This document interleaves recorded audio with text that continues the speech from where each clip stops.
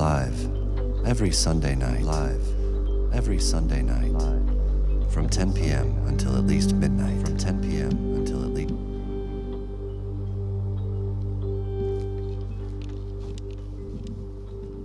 This is KFGM. Frenchtown, Missoula, the Bitterroot Corridor, Sleeping Child, Hot Springs, and streaming all around the world, at Missoula Community Radio, MissoulaCommunityRadio.org. You're married?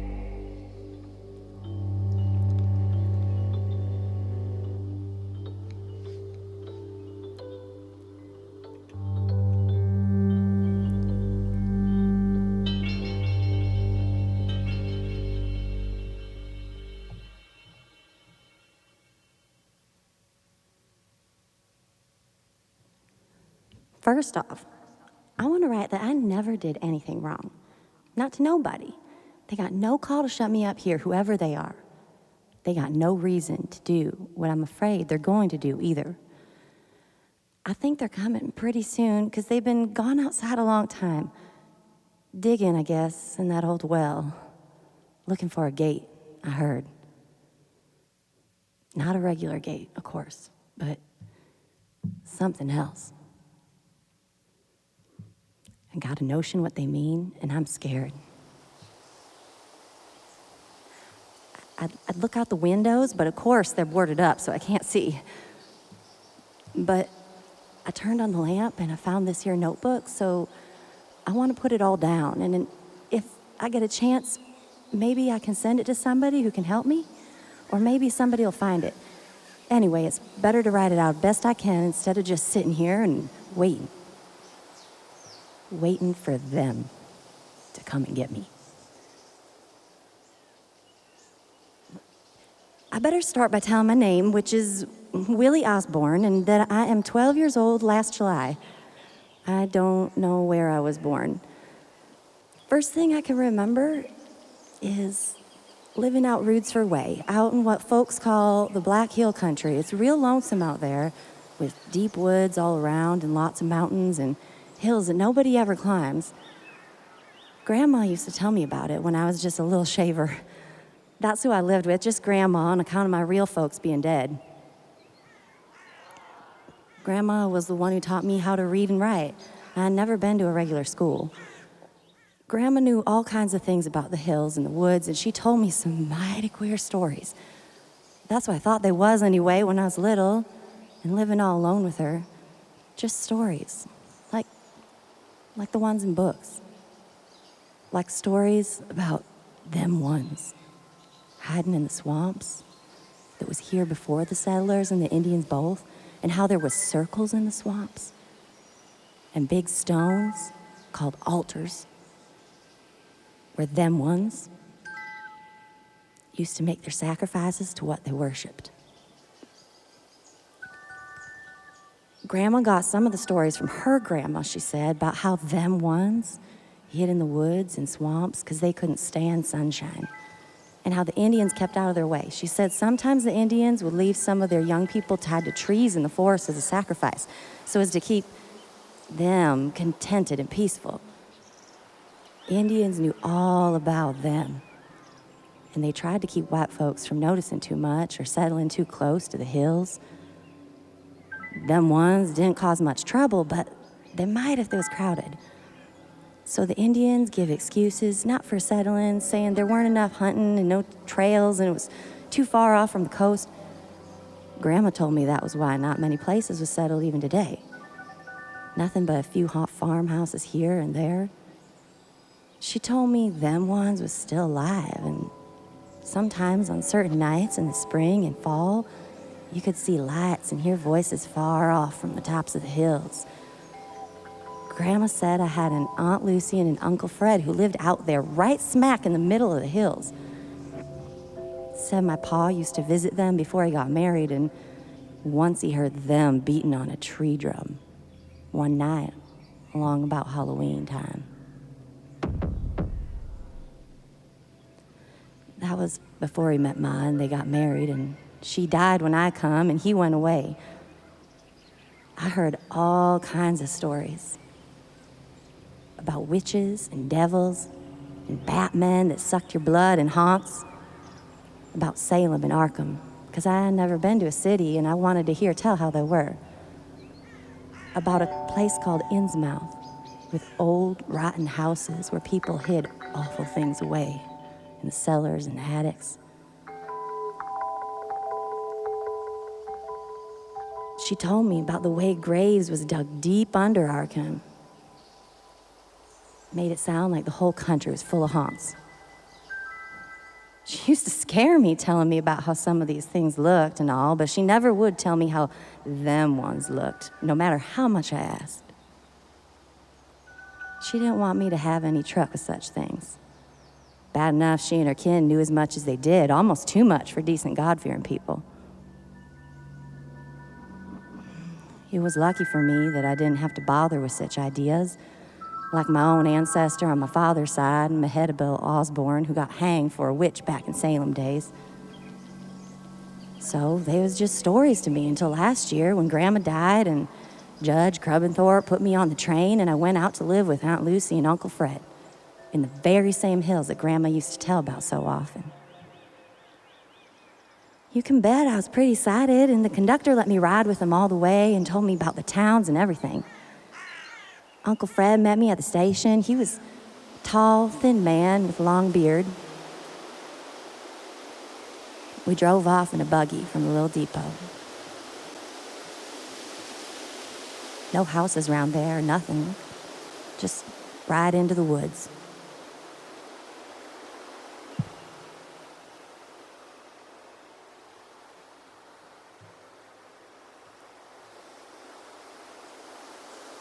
Funny thing about those woods, they were so still and quiet. Gave me the creeps, they were so dark and lonesome. Seemed like nobody ever shouted or laughed or even smiled in them. I couldn't imagine anyone saying anything there except in whispers. Trees and all was so old, too. No animals around, nor birds. Path kind of overgrown, like nobody used it much ever. Uncle Fred drove right along fast. He didn't hardly talk to me at all, but just made up that old horse would hump it. Pretty soon we struck into some hills, and they was awfully high ones. There was woods on them, too, and some brook come running down, but I didn't see no houses, and it was always dark, like at twilight, wherever you looked. Lastly, we got to the farmhouse. A little place. Old farmhouse and barn and a clear space and trees all round, kind of gloomy like. Aunt Lucy come out to meet us, and she was nice. Sort of a little middle-aged lady who hugged me and took my stuff in the back. But all this don't hold with what I'm supposed to write down here. It don't matter that all this last year I was living in the house here with them, eating off the stuff Uncle Fred farmed without ever going into town. No other farms around here for almost 4 miles and no school. So evenings, Aunt Lucy would help me with my reading. I never played much. At first, I was scared of going into the woods on account of what Grandma told me, but besides, I could tell Aunt Lucy and Uncle Fred was scared of something from the way they locked the doors at night and never went into the woods after dark, even in summer. But after a while, I got used to the idea of living in the woods, and they didn't seem so scary. I did chores for Uncle Fred, of course, and sometimes in the afternoons when he was busy, I'd go off by myself, particularly by the time it was fall. That's how I heard one of these things. It was early October. I was in the glen right by the big boulder. Then the noise started. I got behind that rock fast.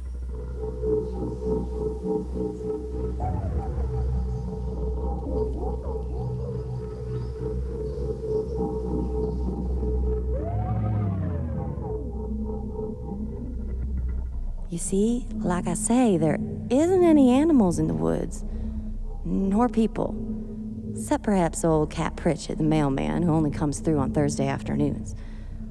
So when I heard a sound that wasn't Uncle Fred or Aunt Lucy calling to me, I knew I better hide. About that sound, it was far away at first. Kind of a dropping noise. Sounded like the blood falling in little spurts on the bottom of the bucket when Uncle Fred hung up the butchered hog. I looked around, but I couldn't make out nothing, and I couldn't figure out the direction the noise was coming from either. The noise sort of stopped for a minute. And there was only twilight and trees, still as death. Then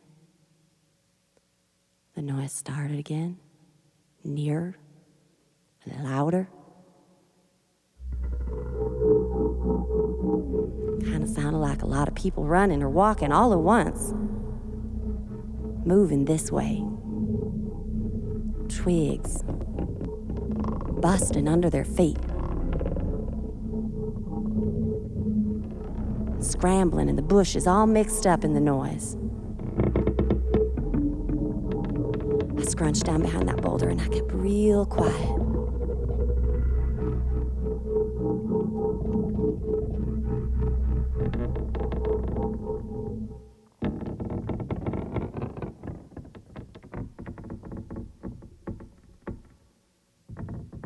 I can tell that whatever makes that noise, it's real close now, right in the glen.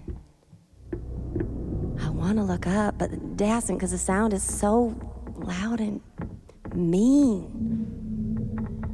And also, there is an awful smell like something that was dead and buried being uncovered again in the sun.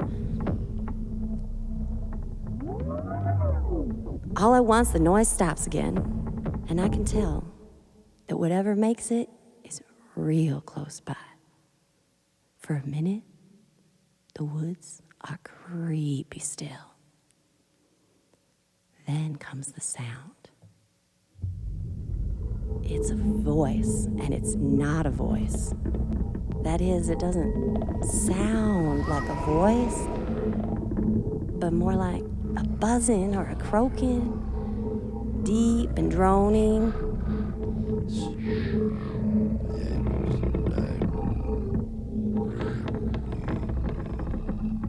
But it has to be a voice because it is saying words.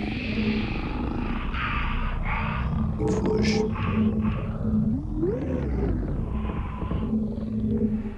Not words I could understand, but words that made me keep my head down. Half afraid I might be seen, and half afraid I might see something. I stayed there sweating and shaking. The smell was making me pretty sick, but that awful deep droning voice was worse. Saying over and over something like,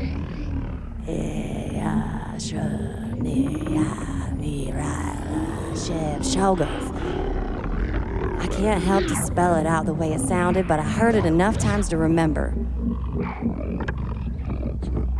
I was still listening when the smell got awful thick, and I guess I must have fainted because when I woke up, the voice was gone and it was getting quite dark. I ran all the way home that night, but not before I saw where the thing had stood when it talked. And it was a thing. No human being can leave tracks in the mud like goats' hooves all green with slime that smell awful, not 4 or 8, but a couple hundred. I didn't tell Aunt Lucy or Uncle Fred, but that night when I went to bed, I had terrible dreams. I thought I was back in the glen, only this time I could see the thing. It was real tall and all inky black, without any particular shape, except a lot of black ropes with ends like hoofs on it. I mean, it had a shape, but it kept changing, all bulgy and squirming into different sizes. There was a lot of mouths all over the thing, like puckered up leaves on branches. And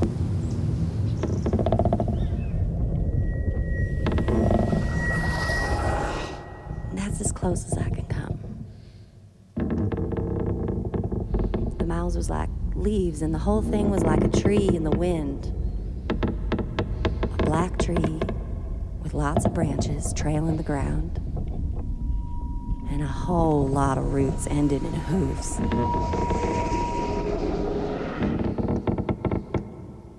And that green slime dribbling out of the mouths and down the legs was like sap. The next day, I remembered to look in a book Aunt Lucy had downstairs.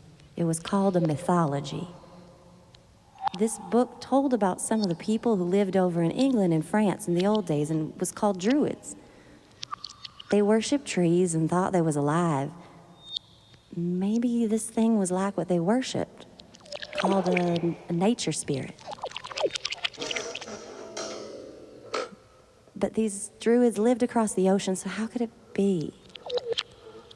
I did a lot of thinking about it the next couple of days, and you can bet I didn't go out to play in those woods again. At last I figured it out, something like this. Maybe those Druids got chased out of the forests over in England and France, and some of them was smart enough to build boats and come across the ocean like old Leif Erikson is supposed to have. Then they could maybe settle in the woods back here and frighten away the Indians with their magic spells. They would know how to hide themselves away in the swamps and go right on with their heathen worshiping and call up these spirits out of the ground or wherever they come from. Indians used to believe the white gods come up out from the sea a long time ago.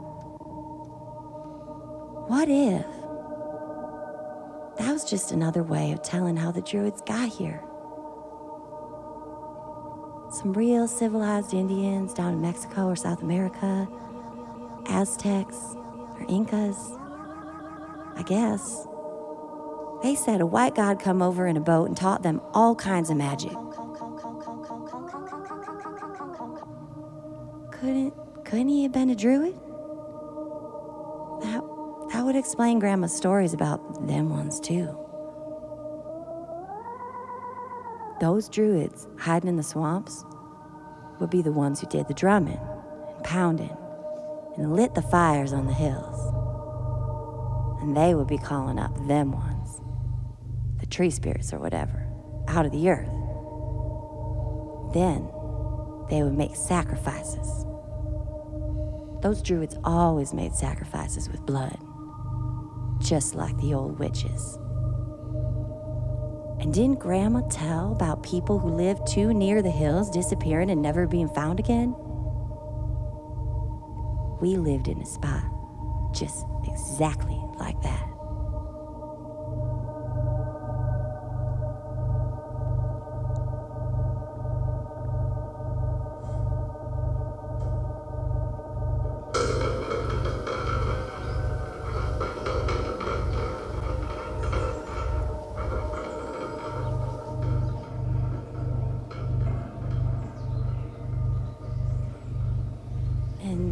And it was getting close to Halloween. That was the big time, Grandma always said. I began to wonder how soon now.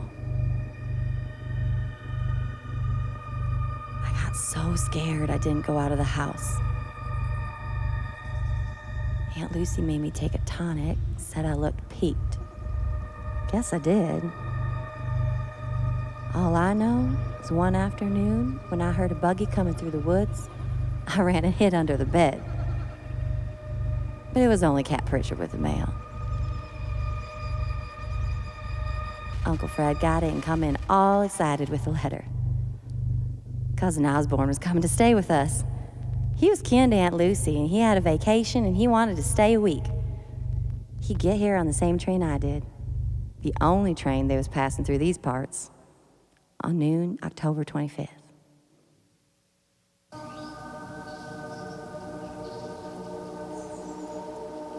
For the next few days, we was all so excited that I forgot all my crazy notions for a spell. Uncle Fred fixed up the back room for Cousin Osborne to sleep in, and I helped him with the carpenter parts of the job. Days got shorter right along, and the nights was all cold with big winds. It was pretty brisk the morning of the 25th, and Uncle Fred bundled up warm to drive through the woods. He meant to fetch Cousin Osborne at noon, and it was 7 miles to the station. He wouldn't take me, and I didn't beg. Them was as full of creaking and rustling sounds from the wind. Sounds it might be something else, too.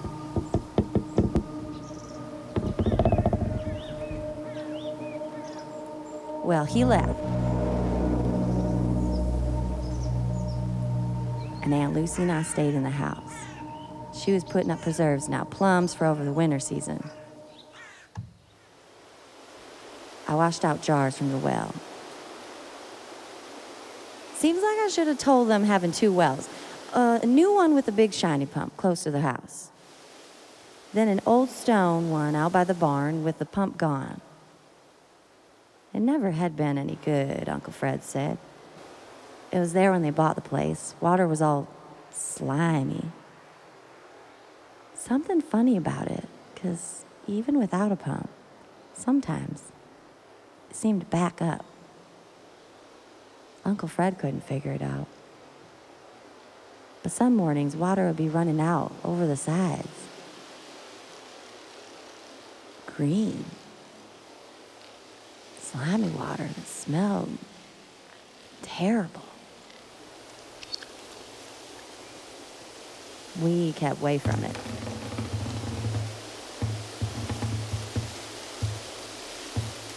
I was by the new well till along about noon when it started to cloud up. Aunt Lucy fixed lunch and it started to rain hard with rolling thunder in off the big hills in the west.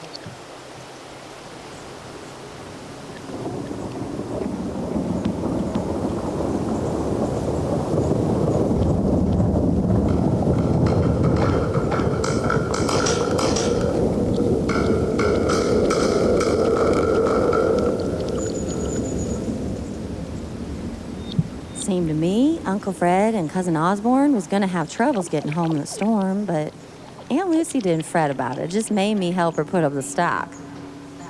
Come 5 o'clock, it's getting dark, and still no Uncle Fred. Then we begun to worry. Maybe the train was late, or something happened to the horse or buggy.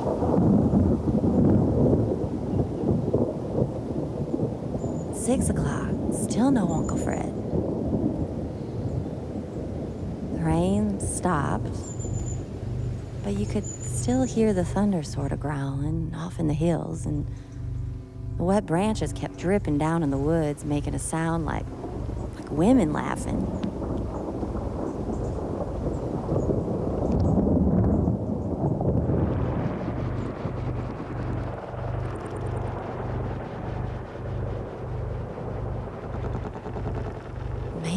Maybe the road was too bad for them to get through.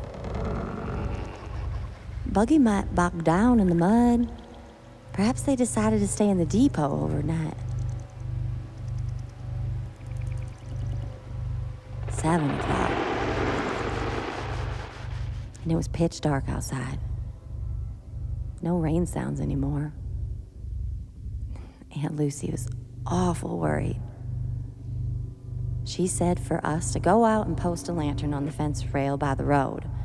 So we went down the path to the fence, and it was dark and the wind had died down. Everything was still, like in the deep part of the woods. I felt kind of scared just walking down the path with Aunt Lucy, like something was out there in the quiet dark someplace waiting to grab me. We lit the lantern and stood there looking down the dark road, and "What's that?" said Aunt Lucy real sharp. I listened and heard a drumming sound far away. A horse and buggy, I said. Aunt Lucy perked up. "You're right," she says all at once. "And it is because we see it. And the horse is running fast and the buggy lurches behind it crazy like.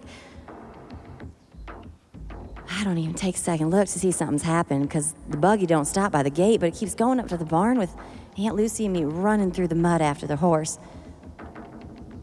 The horse is full of lather and foam, and when it stops, it can't stand still. And Aunt Lucy and I wait for Uncle Fred and Cousin Osborne to step out, but nothing happens. And we look inside. There isn't anybody in the buggy at all. Aunt Lucy says, "Oh," in a loud voice, and then faints, and I had to carry her back to the house and get her into bed. And I waited almost all night by the window, but Uncle Fred and Cousin Osborne, they never showed up, never.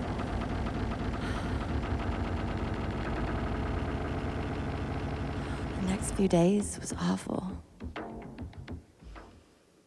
There was nothing in the buggy for a clue like what had happened, and Aunt Lucy wouldn't let me go along the road into town or even to the station through the woods. And the next morning, the horse was dead in the barn, and of course we would have had to walk to the depot or all those miles to Warren's farm. And Aunt Lucy was scared to go and scared to stay, and she allowed us to how when Captain Pritchard would come by, we had to best go with him over to town and make a report and then stay there until we found out what happened. And me, I had my own ideas what happened. Halloween was only a few days away now, and maybe them ones had snatched Uncle Fred and Cousin Osborne for sacrifice. Them ones or the Druids. The mythology book said Druids could even raise storms if they wanted to with their spells.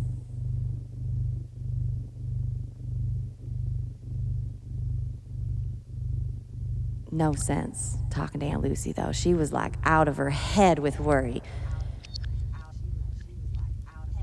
Anyway, just rocking back and forth and just mumbling over and over, "They're gone, and Fred always warned me, and no use. And I had to get the meals and tend to stock myself. And nights, it was hard to sleep because I was keep listening for drums, and I never heard any, though, but still, it was better than sleeping and having those dreams.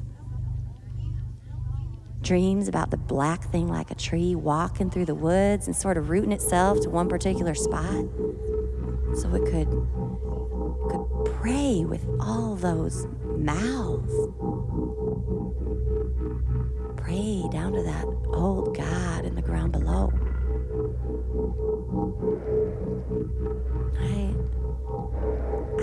I don't know where I got that idea. That was how it prayed, by sort of attaching its mouth to the ground. Maybe it was on account of seeing the green slime, or had I really seen it? I'd never gone back to look. Maybe it was all in my head. The Druid story and about them ones, and the voice that said Shoggoth, and all the rest. But then where was Cousin Osborne and Uncle Fred? And what scared the horses so it up and died the next day? The thoughts kept going round and round in my head, round and round, chasing each other, but all I knew was we'd be out here by Halloween night. Because Halloween was on a Thursday, and Cap Pritchard would come and we could ride with him. Night before, I made Aunt Lucy pack and we all got ready, and then I settled down to sleep. There was no noises, and for the first time I felt a little better. Only the dreams had come again. I dreamed of a bunch of men come in the night, and they crawled through the parlor room and bedroom window where Aunt Lucy slept, and and that they got her. They tied her up and took her all away, and all quiet in the dark, because they had cat eyes and they didn't need to see the light. The dream scared me, so I woke up while it was just breaking into dawn. I went down the hall to Aunt Lucy right away. She was gone. The window was wide open, just like in my dream, and some of the blankets was torn. The ground was hard outside in the window, and I didn't see footprints or anything, but she was gone. I guess I cried then. It's hard to remember what I did next. Didn't want breakfast. I went out hollering, Aunt Lucy, not expecting any answer. I walked to the barn, and the door was open, and the cows were gone. Saw one or two prints going out the yard and up the road, but I didn't think it was safe to follow them.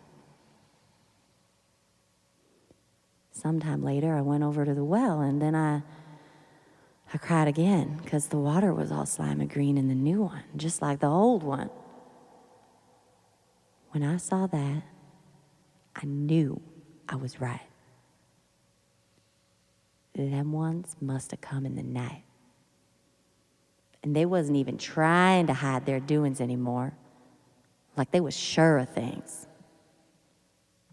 Tonight was Halloween, and I had to get out of here. If them ones was watching and waiting, I couldn't depend on Captain Pritchett to show up this afternoon. I'd have to chance it down the road, and I'd better start walking now in the morning.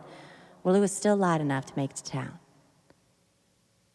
So I rummaged round and found a little money in Uncle Fred's drawer of the bureau and Cousin Osborne's letter with the address in Kingsport he'd wrote from. That's where I'd have to go after I told folks in town what happened. I'd have some kin there. I wondered if they'd believe me in town when I told them about the way Uncle Fred had disappeared, and Aunt Lucy,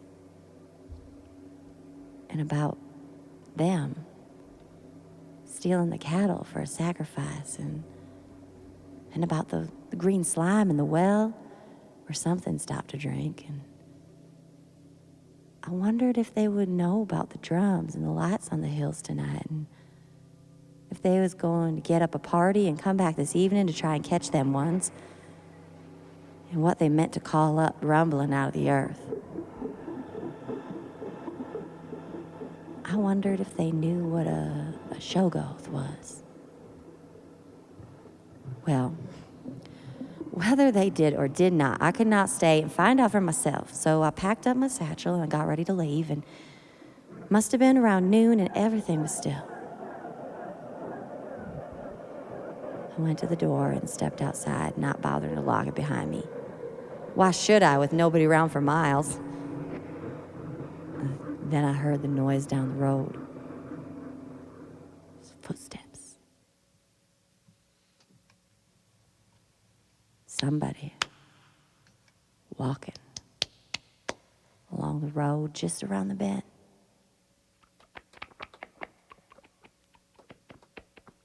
I stood still for a minute, waiting to see, waiting to run.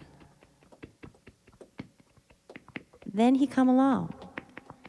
He was a tall and thin and looked something like Uncle Fred, only a lot younger and without a beard, and was kind of wearing a nice city kind of suit and a crush hat.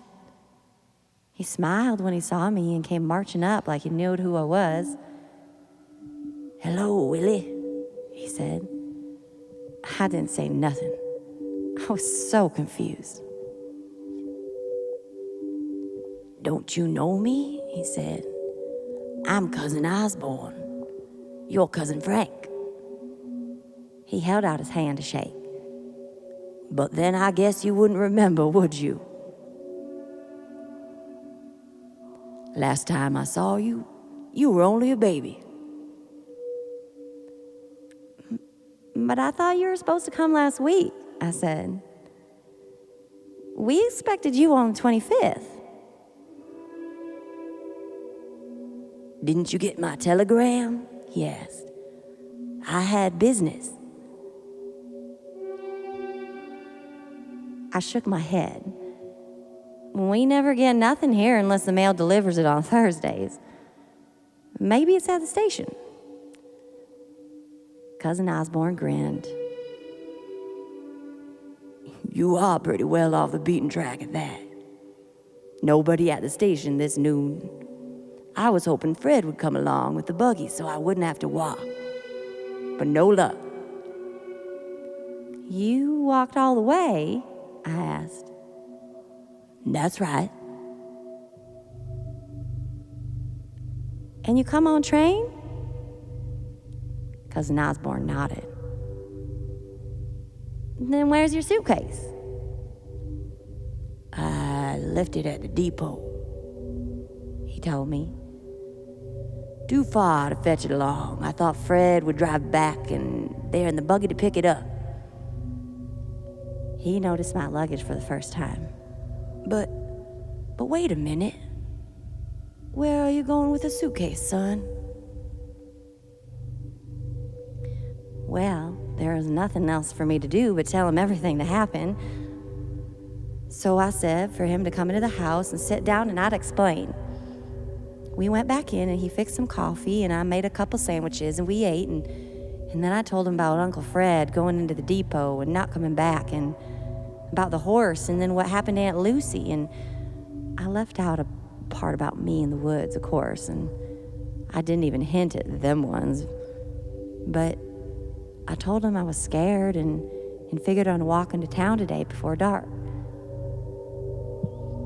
Cousin Osborne, he listened to me and nodding and not saying much or interrupting. Now you can see why we gotta go right away, I said. Whatever come after them will be coming after us, and I don't want to spend another night here. Cousin Osborne stood up. Well, you might be right, Willie, he said. But don't let your imagination run away with you, son. Try to separate the fact from fancy.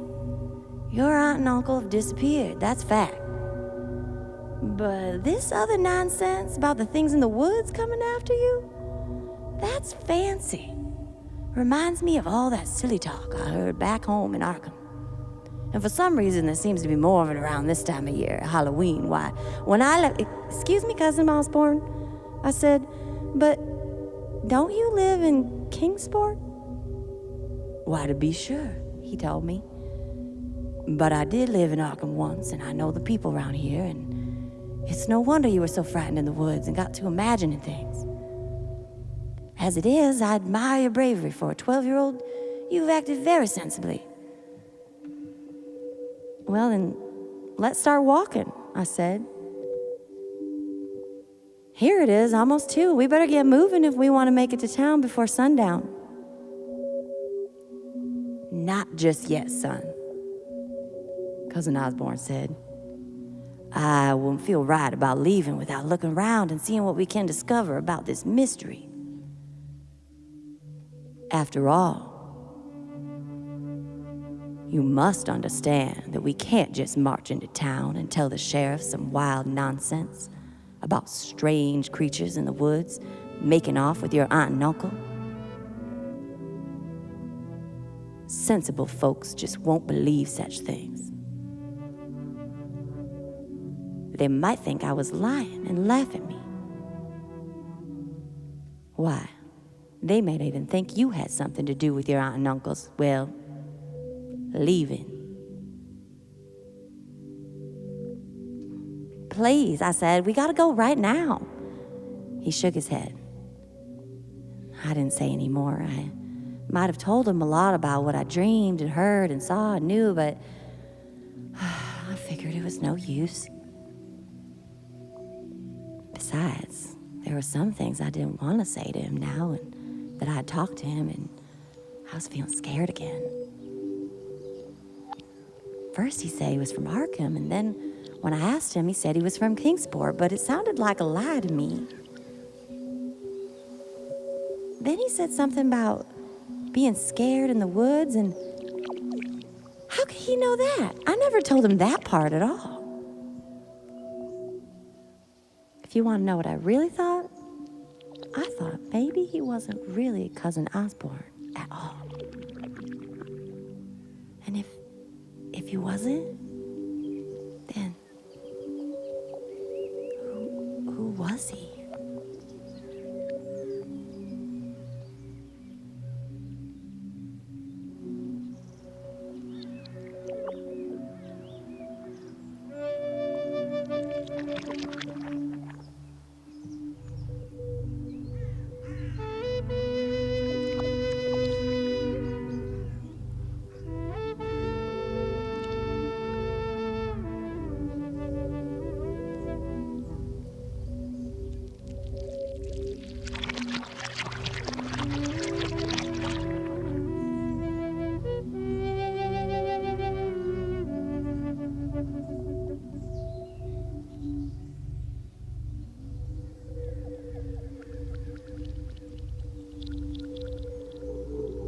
I stood up and walked back into the hall. "Where you going, son?" he asked. Outside? I'll come with you." Sure enough, he wasn't watching me. He was gonna let me out of his sight. He came over and took my arm, real friendly, but I couldn't break loose. No, he hung on to me. He knew I meant to run for it. What could I do? All alone in the house in the woods with this man? With night coming on? Halloween night? And them ones out there waiting? We went outside and I noticed it was getting darker already, even in afternoon. Clouds had covered up the sun and the wind was moving in the trees, so they stretched out their branches like they was trying to hold me back. They made a rustling noise, just as if they were whispering things about me.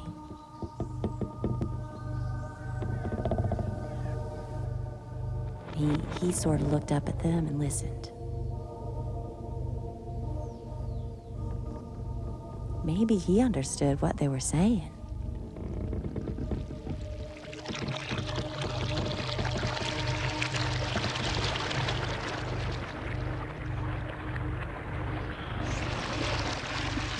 Maybe they were giving him orders.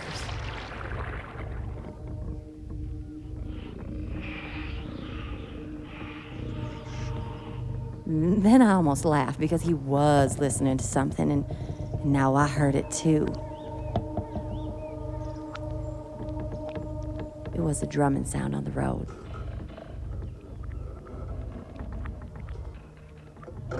"Cat Pritchett," I said. "He's the mailman. Now we can ride to town with him in the buggy." "Let me talk to him," he says, about your aunt and uncle. "No sense in alarming him, and we don't want any scandal, do we? You just run along inside." "But Cousin Osborne," I said, "we gotta tell the truth." "Of course, son, but this is a matter for adults. Now run along, I'll call you." He was real polite about it and even smiled, but all the same, he dragged me back up the porch and into the house and slammed the door. I stood there in the dark hall and I could hear Cat Pritchett slow down and call out to him. And him going up to the buggy and talking, and then all I heard was a lot of mumbling, real low. I peeked out through a crack in the door and saw them. Captain Pritchett was talking to him friendly, all right, and nothing was wrong, except that in a minute or so, Cap Pritchett waved and then he grabbed the reins and the buggy started off again. Then I knew I'd have to do it no matter what happened. I opened the door and I ran out, suitcase and all, down the path and up the road after the buggy. Cousin Osborne, he tried to grab me when I went by, but I ducked around him and I yelled, "Wait for me, Cap. I'm coming. Take me to town." Cap slowed down and stared back, real puzzled. "Willie," he says. "Why, I thought you was gone. He said you went away with Fred and Lucy." "Pay no attention," I said. "He didn't want me to go, take me to town. I'll tell you what really happened. Please, Cap, you gotta take me." "Sure, I'll take you, Willie. Hop right up here." I hopped. Cousin Osborne, he come right up to the buggy. "Here now," he said, real sharp. "You can't leave like this. I forbid it. You are in my custody." "Don't listen to him," I yelled. "Take me, Cap, please." "Very well," said Cousin Osborne. "If you insist on being unreasonable, we'll all go. I cannot permit you to leave alone." He smiled at Cap. "You can see the boy is unstrung," he said.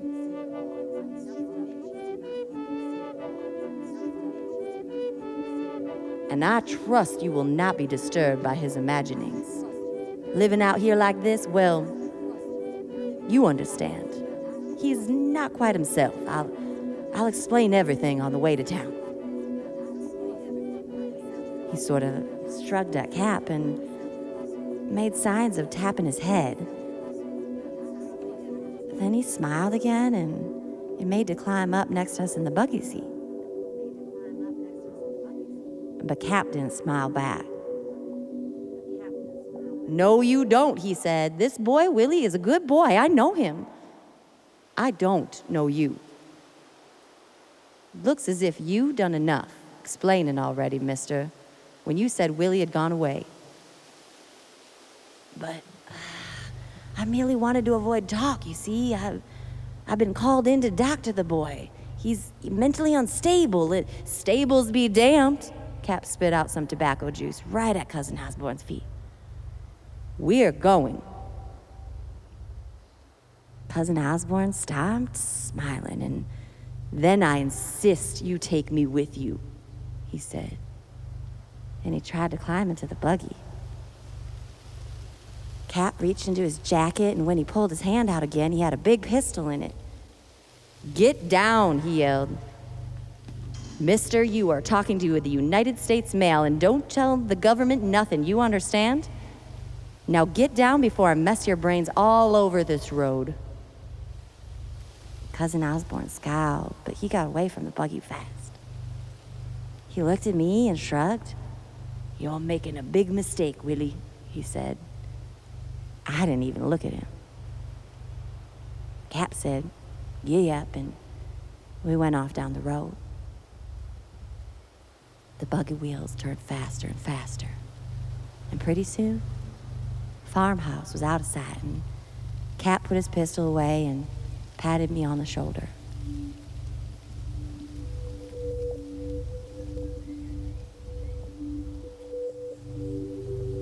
"Stop that trembling, Willie," he said.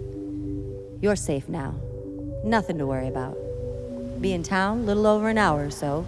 Now you just sit back and tell old Cap all about it." So I told him, and it took a long time. We kept going through the woods, and before I knew it, it was almost dark. The sun sneaked down and hid behind the hills. The dark began to creep out of the woods on each side of the road, and the trees started to rustle, whispering to the big shadows that followed us. The horse was clipping and clopping along, and pretty soon there were other noises from afar away.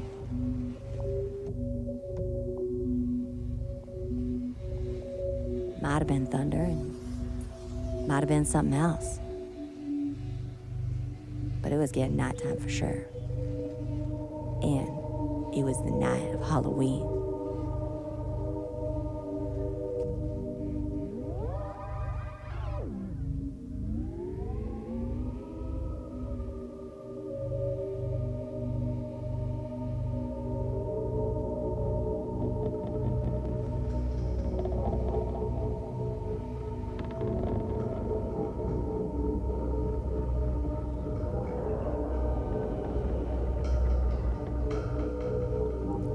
The road cut off through the hills now, and you could hardly see where the next turn would take you. Besides, it was getting dark awful fast. Guess we're in for a spell of rain, Cap said, looking up. That's thunder, I reckon. Drums, I said. Drums? At night in the hills, you can hear them, I told him. I heard them all this month. It's them ones getting ready for the Sabbath. Sabbath? Cap looked at me.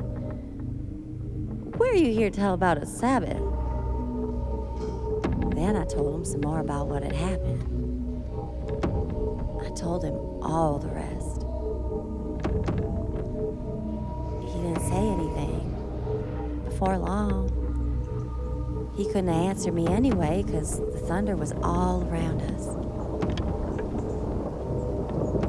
And the rain was lashing down in the buggy, on the road, everywhere.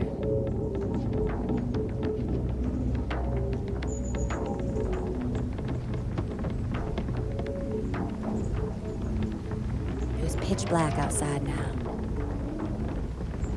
The only time we could see was when the lightning flashed. I had to yell to make him hear me.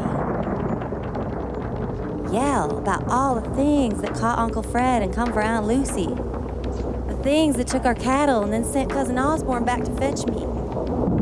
I hollered about what I heard in the wood, too.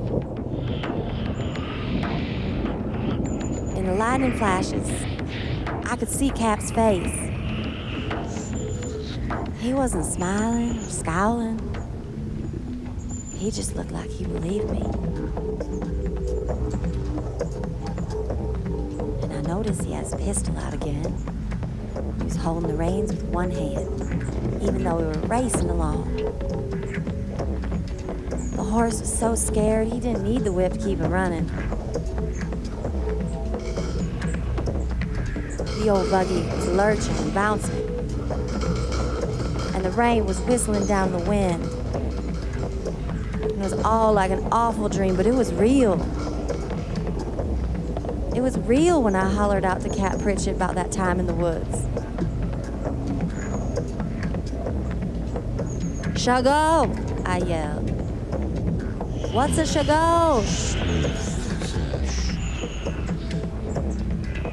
Cap grabbed my arm, and then the lightning come, and I could see his face with his mouth wide open.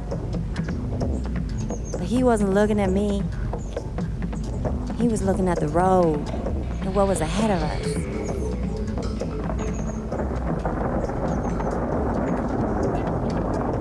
The trees sort of come together, hanging over the next turn. And then the black, it looked as if it were alive, moving and bending and twisting to block our way. Lightning flickered up again, and I could see them plain, and also something else. Something black in the road. Something that wasn't a tree. Something big and black just squatting there, waiting with ropey arms, squirming and reaching. Shagov, Cap yelled. But I could scarcely hear him because the thunder was roaring, and now the horse let out a scream, and I felt the buggy jerk to one side, and the horse reared up, and we almost into the black stuff, and I could smell an awful smell, and Cap was pointing his pistol, and it went off with a bang, and it was almost as loud as the thunder, and almost as loud as the sound we made when it hit the black thing. Then everything happened at once. The thunder, the horse falling, the shot, it hitting us, and the buggy went over. Cap must have had the reins wrapped around his arm, because when the horse fell and the buggy turned over, he went right over the dashboard head first and down into the squirming mess that was the horse and the black thing and that grabbed it, and I felt myself falling in the dark and then landing in the mud and gravel of the road, and there was thunder and screaming and another sound which I heard only once before in the woods. A droning sound like a voice. That's why I never looked back. That's why I didn't even think about being hurt when I landed. I just got up and I started to run down the road, and as fast as I could, I run down the road in the storm in the dark with the trees squirming and twisting and shaking their heads while they pointed at me with their branches and laughed. Over the thunder, I heard the horse scream, and I heard Cap scream too, but I still didn't look back. The lightning winked on and off, and I ran through the trees now because the road was nothing but mud, and it dragged me down, and it sucked at my legs, and after a while I began to scream too, but I couldn't even hear myself for the thunder. And more than the thunder, I heard the drums.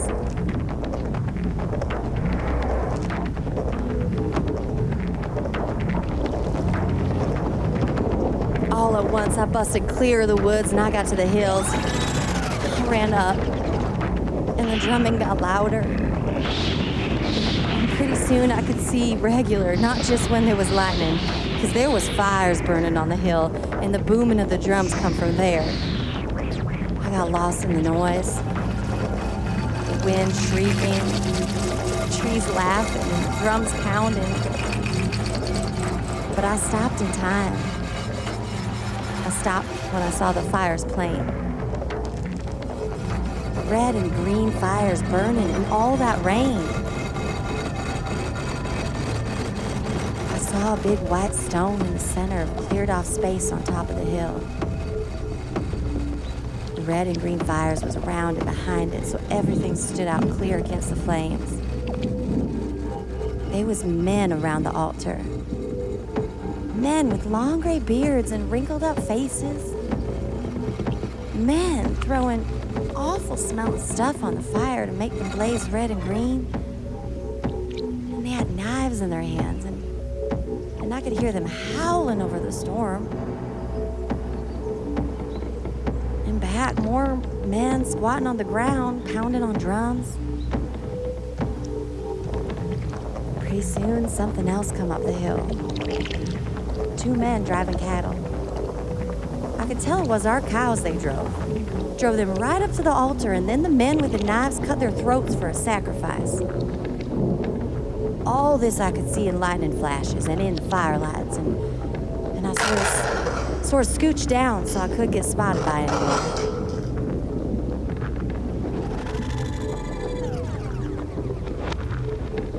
But pretty soon I couldn't see very good anymore. On account of the way they threw stuff on the fire, it set up real thick black smoke. When this smoke come up, the men began to chant and pray louder. I couldn't hear the words, but the sounds was like what I heard back in the woods. I couldn't see too good, but I knew what was going to happen. 2 men had led the cattle, went back down the other side of the hill, and when they come up again, they had new sacrifices. The smoke kept me from seeing plain. But these was 2-legged sacrifices, not 4. I might have seen better at that, only now I hid my face when they dragged them up to the white altar and used the knives, and the fire and smoke flared up, and the drums boomed. They all chanted and called in a loud voice to something waiting over on the other side of the hill. The ground began to shake. It was storming. There was thunder and lightning and fire and smoke and chanting, and I was scared half out of my wits. But the one thing I swear to, the ground began to shake. It shook and shivered, and they called out something. And in a minute, something came. It came crawling up the hillside to the altar and the sacrifice. And it was the black thing of my dreams. That ropey, black, slimy jelly tree thing out of the woods. It crawled up and flowed up on its hooves and mouths and snaky arms, and the men bowed and stood back, and then it got to the altar where they was, something squirming on top. squirming and screaming. The black thing sort of bent over the altar, and then I heard droning sounds over the screaming as it come down. I only watched a minute, but while I watched, the black thing began to swell and grow. That finished me. I didn't care anymore. I had to run. I got up and I run and run and run, screaming at the top of my lungs, no matter who heard. I kept running and I kept screaming forever. Through the woods and the storm, away from that hill and that altar. And then all at once, I knew where I was. And I was back here, at the farmhouse. Yes, that's what I'd done. I'd run in a circle and come back. But I couldn't go any further. I couldn't stand the night and the storm. So I run inside here, and at first, after I locked the door, I just lay right down on the floor, all tuckered out from running and crying. But in a little while, I got up and hunted me some nails and a hammer and some of Uncle Fred's boards that wasn't split up into kindling, and I nailed up the door first, and then I boarded up all the windows, every last one of them. I guess I worked for hours, tired as I was. When it was all done, the storm died down and it got quiet. And quiet enough for me to lie down on the couch and go to sleep. I woke up a couple hours ago. It was daylight. I couldn't see it shining through the I could see it shining through the cracks, and from the way the sun come in, I knew it was afternoon already. I'd slept through the whole morning, and nothing had come. I figured now maybe I could let myself out and make town on foot like I'd planned yesterday. But I figured wrong. Before I got started taking out the nails, I heard him. It was Cousin Osborne, of course. Well, the man who said he was Cousin Osborne, I mean. He come into the yard calling, "Willie!" But I didn't answer. "Willie!" Then he tried the door and then the windows, and I could hear him pounding and cussing. That was bad. But then he began mumbling, and that was worse. Because it meant he wasn't alone out there anymore. I sneaked to look through the crack, but he already went around to the back of the house, and so I didn't see him or who was with him. Guess that's just as well, because if I'm right, I wouldn't want to see. Hearing's bad enough. Hearing that deep croaking, and then him talking, and then that thing croaking again. Smelling that awful smell like the green slime from the woods and around the well. The well. They went over to the well in the back. And I heard Cousin Osborne say something about, "Wait until dark. We can use the well if you find the gate. Look for the gate." I know what that means now. The well must be a sort of an entrance to the underground place. That's where those druid men live, and the black thing. They're out in the back now looking. I've been writing for quite a spell, and already afternoon is going.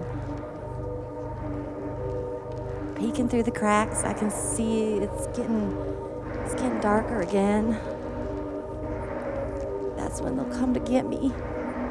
When it's dark. They'll break down the doors or the windows and come and take me. They'll take me down into the well, into the black places where the shogas are. There must be a whole world down under the hills. World where they hide and wait to come out for more sacrifices, more blood. They don't want any humans around except for the sacrifices. I saw what that black thing did on the altar. I know what's gonna happen to me. Maybe they'll miss the real Cousin Osborne back home and send somebody to find out what became of him, and maybe folks in town will miss Cap Pritchett and go on a search, and maybe they'll come here and find me, but if they don't come soon, it'll be too late. That's why I wrote this. It's true, cross my heart, every word of it. And if anyone finds this notebook where I hid it, come and look down the well. The old well out back. Remember what I told about them ones. Block up the well and clean them swamps. No sense looking for me if I'm not here. Oh, I wish I wasn't so scared. I'm not even scared so much for myself, but for other folks. The ones who might come after and live around here and have the same thing happen. Or worse.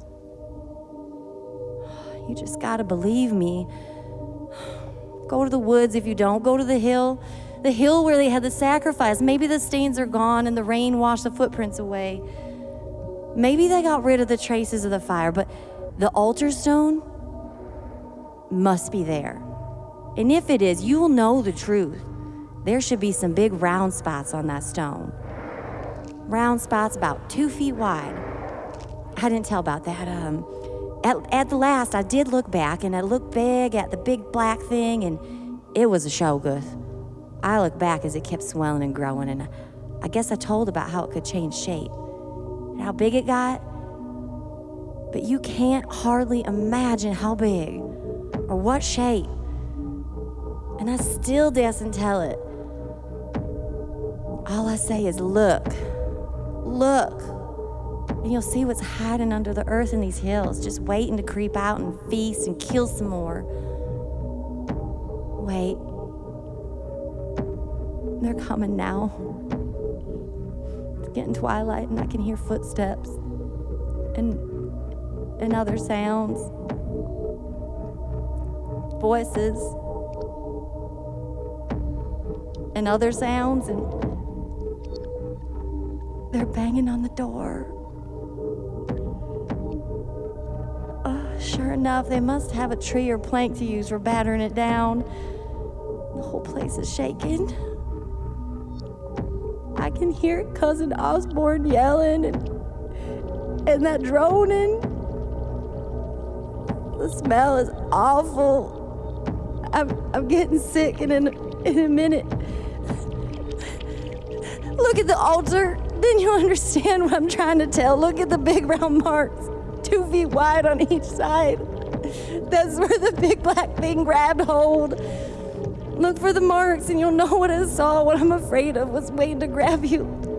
Unless you shut it up forever under the earth. Black marks 2 feet wide. But they aren't marks. What they really are is his fingerprints. The door, it's busting. Oh.